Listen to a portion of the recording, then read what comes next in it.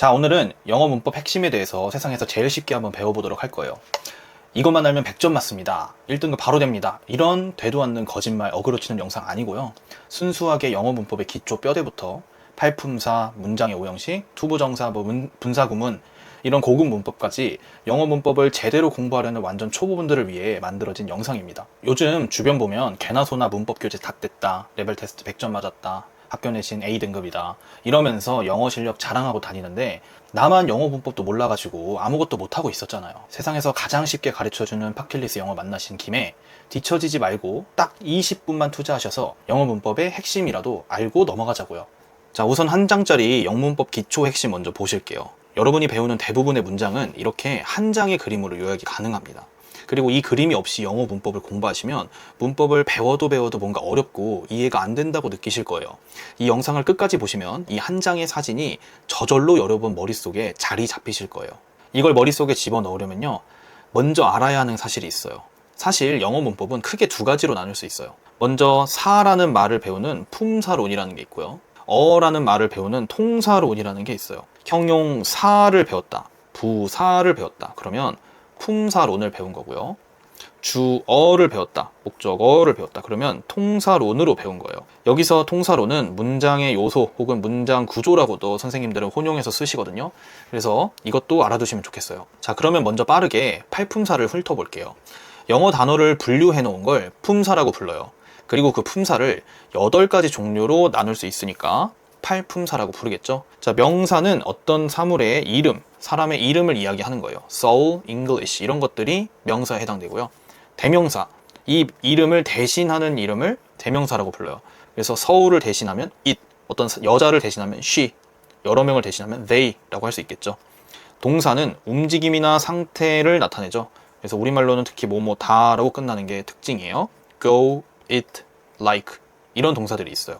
형용사는 명사를 수식하는 역할을 해요. 수식이란 꾸며준다는 얘기거든요. 그래서 happy, rude 이런 단어들이 여기에 해당합니다.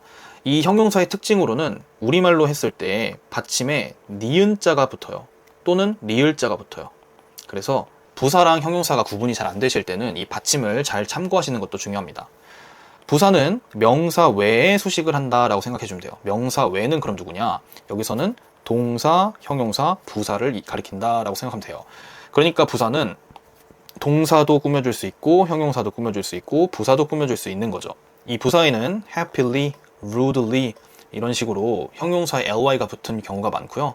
얘는 무엇이, 무엇이, 하게라는 해석이 주로 붙습니다. 전치사는요, 앞 전자를 써서 앞에 위치한 말이란 뜻이에요. 명사 앞에 쓰여서 시간, 장소 등을 나타내줘요. at, to, in, for과 같은 것들이 있어요. 예를 들면 이런 게 있어요. 우리말로는 학교에라고 써야 하는데요. 영어로는 학교에를 순서를 바꿔 써야 돼요. 에라는 말이 영어로는 to고요. 학교가 school이죠. 그래서 학교에를 영어로 쓸 거면 to school이라고 써야 돼요.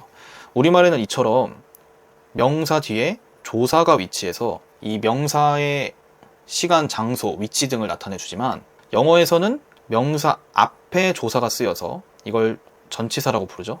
명사의 위치, 시간, 장소 등을 나타내 줍니다. 그리고 접속사는요, 말 그대로 접합시켜준다라고 생각하면 좋아요. 단어나 단어, 문장이나 문장끼리 서로 연결을 시켜주는 역할을 하는 거죠. 마치 나사와 같은 역할을 한다 생각하면 좋습니다. and, or, but 등등 있고요. 마지막 감탄사는 wow, yeah 이런 것들이 팔품사예요. 그러면 팔품사가 왜 중요하냐? 이렇게 물어보실 수도 있는데요. 단어의 품사를 알아야 문장에서의 자리를 알 수 있습니다. 그래서 영어 초보이신 분들은요, 영어 단어를 암기할 때 단어가 어떤 품사인지도 반드시 잘 외워줘야 해요. 영어 초보분들의 이렇게 단어를 외우시는 분들이 꽤나 많아요. fast라는 단어를요, 빠르다라고 외워버리는 거예요. 그런데 사실 fast는 빠르다가 아니라 빠른, 빠르게 라는 뜻으로 쓰이고 있어요. 그럼 이게 무슨 차이냐라고 하실 수 있는데요. 앞에서 배운 품사에 따르면 빠르다는 동사고요, 빠르는 형용사, 빠르게는 부사로 쓰인 거죠. 그래서 내가 편한 대로 외우다가는 어떤 단어를 잘못된 품사로 외울 수가 있다는 거예요. 이거는 정말 치명적인 실수예요. 절대 그렇게 하시면 안 됩니다. 이렇게 팔품사를 정확하게 생각하면서 단어를 암기하고 이제 팔품사를 어느 정도 구분할 수 있다면 그때부터는 문장에서의 자리를 판단을 할 수 있게 되는데요. 문장에서의 자리를 판단하려면 문장의 5요소를 먼저 알아야 돼요. 문장의 5요소는 5가지로 나눠져 있어요.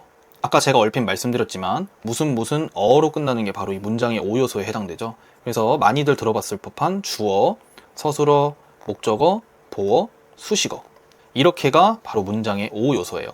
이 문장의 5요소랑 팔품사를 연결해서 이해를 해줘야 되는데요. 이걸 잘 이해하지 못하면 영문법을 백날 해봐야 너무 어려워요. 영어 초보분들이 이걸 가장 못하거든요. 팔품사랑 문장의 요소를 구분을 못하는 거죠. 자, 이 둘을 어떻게 이해하면 가장 쉽게 이해할 수 있냐면요. 팔품사를 누군가의 이름이라고 생각하면 좋고요. 이 문장의 5요소를 어떤 직업이라고 생각하면 좋아요. 어떤 사람이, 어떤 이름을 가진 사람이 어떤 직업을 가질 수 있잖아요.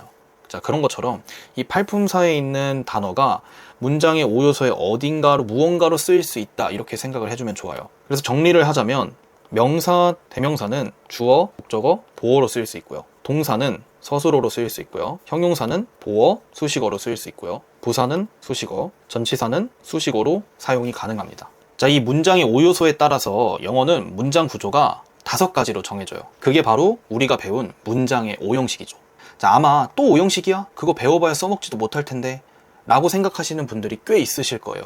실제로 수많은 학원에서 이 문장의 5형식을 가르치지만 이 문장의 5형식을 제대로 배워서 제대로 활용한 학생들은 많이 없는 것 같아요. 자, 그러나 여러분 반드시 알고 계셔야 될 게 있는데요. 학교 시험이나 토익, 토플, 모든 공인 영어 시험에서는요, 이 5형식 구조를 바탕으로 문제를 출제합니다. 어법 문제, 문법 문제, 서술형 문제, 영작 문제 다 마찬가지예요. 게다가 문법 문제를 잘 푸는 걸 넘어서서 이 문장의 5형식 위에서 문법을 이해해야 훨씬 더 잘 문법을 이해할 수가 있어요. 실제로 대치동에서 유명한 학원들도요, 거의 대부분 5형식을 기초로 문법을 가르치니까요. 꼭 숙지하시길 바래요. 5형식은 아래와 같은데요. 1형식 주어 서술어, 2형식 주어 서술어 주격보어, 3형식 주어 서술어 목적어, 4형식 주어 서술어 간접 목적어 직접 목적어, 5형식 주어 서술어 간 목적어 목적격 보어. 이 5형식은 아마 한 번쯤은 대부분 배워보셨을 거예요. 자, 근데 이 5형식을 자세히 보면요, 굉장히 재밌는 걸 알 수 있는데요. 바로 서술어를 기준으로 나눠보면 뭔가 규칙성이 보인다는 거예요. 서술어를 기준으로 왼쪽에는 전부 주어가 쓰였고요. 서술어를 기준으로 오른쪽에는 3가지가 나눠져 있다는 걸 볼 수 있어요. 수식어가 있거나 보어가 있거나 목적어가 있거나요. 자, 이게 바로 영문법에서 가장 중요한 부분이에요. 아까 이야기한 품사로 한번 돌아가 볼게요. 자, 품사는 각자 직업을 가진다고 했어요. 반대로 이 주어라는 직업은요, 오는 사람이 정해져 있어요. 그게 누굴까요? 바로 명사예요. 서술어에는 동사만, 수식어에는 형용사, 부사, 전치사, 이런 식으로 올 수 있다는 거죠. 자, 이걸 꼭 기억을 해주셔야 돼요. 여기에 이제 구랑 절이라는 개념을 추가로 배울 거거든요. 구랑 절은 뭐냐면 쉽게 생각하면 단어 덩어리예요. 단어 덩어리는 2단어 이상이 합쳐졌다라는 걸 이야기를 하죠. 이 2단어가 합쳐져서 결국 하나의 단어 같은 역할을 한다. 그게 바로 구고 절이에요. 그러면 구랑 절의 차이는 뭐냐? 단어 덩어리긴 한데 거기에 주어 동사가 없으면 구고요. 단어 덩어리긴 한데 주어 동사가 있으면 그게 절이에요. 자, 바로 예시를 한번 볼게요. 그러면 명사구라는 건요, 단어 덩어리이면서 주어 동사는 없는데 이 덩어리 전체가 결국 명사 한 단어랑 같은 역할을 한다, 이렇게 생각을 해주면 돼요. 그럼 형용사 절도 마찬가지겠죠. 단어 덩어리이면서 주어 동사가 있는데 형용사 한 단어랑 같은 역할을 한다. 이게 바로 구와 절이에요. 자, 제가 앞에서 엄청 강조했던 게 하나 있는데요. 그게 뭐였나요? 문장의 5형식을 자세히 뜯어보면요, 서술어를 기준으로 왼쪽에는 주어, 오른쪽에는 수식어, 목적어, 보어 중에 하나가 오게 된다 라는 말이죠. 그리고 명사라는 사람이 주어라는 직업을 가질 수도 있고 목적어라는 직업을 가질 수도 있고 보어라는 직업을 가질 수 있다라고 했어요. 또 동사라는 사람은 서술어라는 직업을 가질 수 있고요. 부사는 수식어. 이렇게 각각 이야기를 했던 거 여러분 다 기억하셔야 됩니다.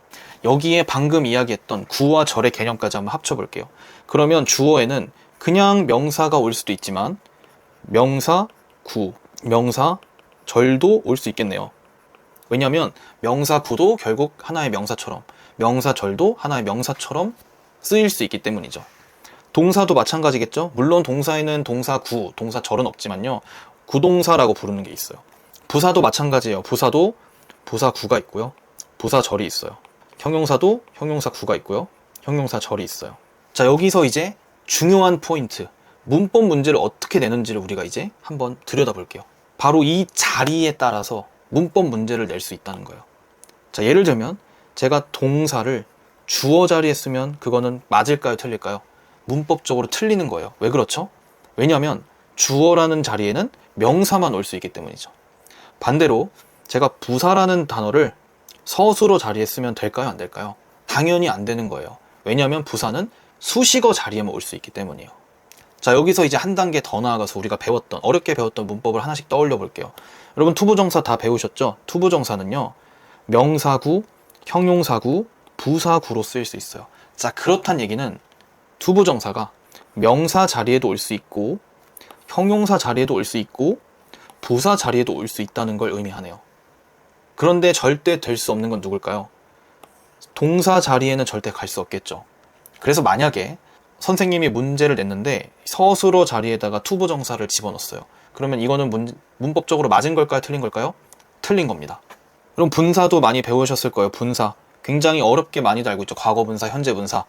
자, 이 분사는 형용사구로 써요. 그렇다는 얘기는 분사가 형용사 자리에 오면 잘 쓰인 거지만 분사가 서술어 자리에 오거나 부사 자리에 온다면 잘 쓰인 걸까요? 물론 나중에 가서 부사로 쓰이는 경우도 배우긴 하지만요. 대체로는 그 자리에선 쓰일 수가 없어요. 분사구문도 마찬가지고요. 관계사절도 마찬가지예요. 분사구문 그렇게 어렵게 배웠지만 결국엔 부사구예요. 그래서 부사로만 쓰여야 돼요. 부사 자리에만 나와야 돼요. 관계사절도 형용사절이기 때문에 형용사의 자리에만 나와야 돼요. 자, 그러면 오른쪽에 있는 연습 문제 한번 볼까요? It is fun.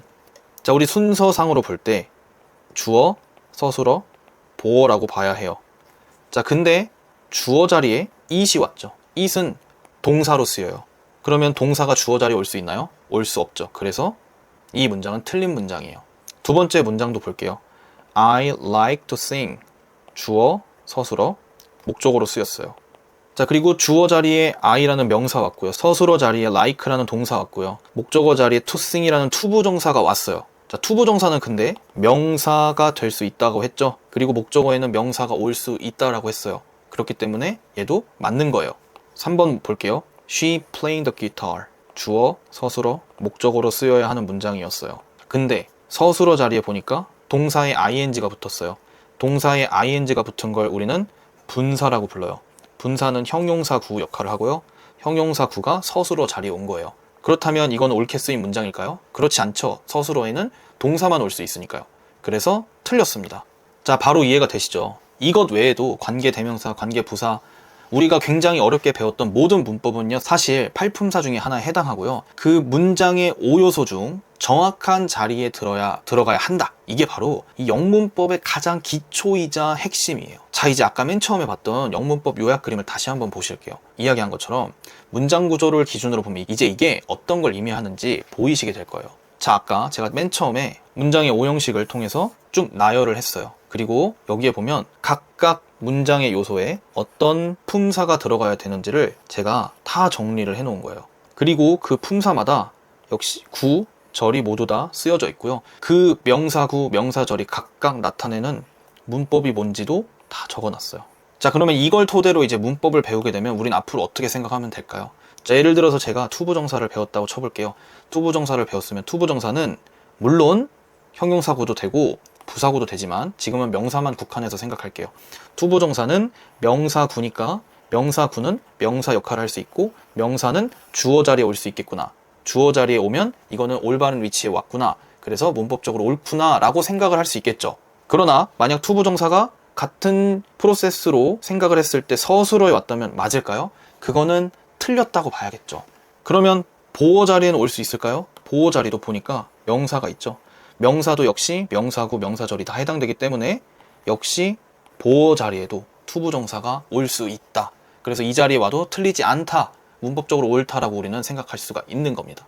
그럼 이게 영문법에서 너무 중요해요. 각각이 어떤 문법인지도 궁금해야겠지만 그 전에 이 문법이 어느 자리에 쓰여서 어떻게 왔을 때가 문법적으로 옳은가 틀린가를 여러분 계속 이 그림을 보면서 이 한 장의 사진을 보면서 판단할 수 있어야 돼요.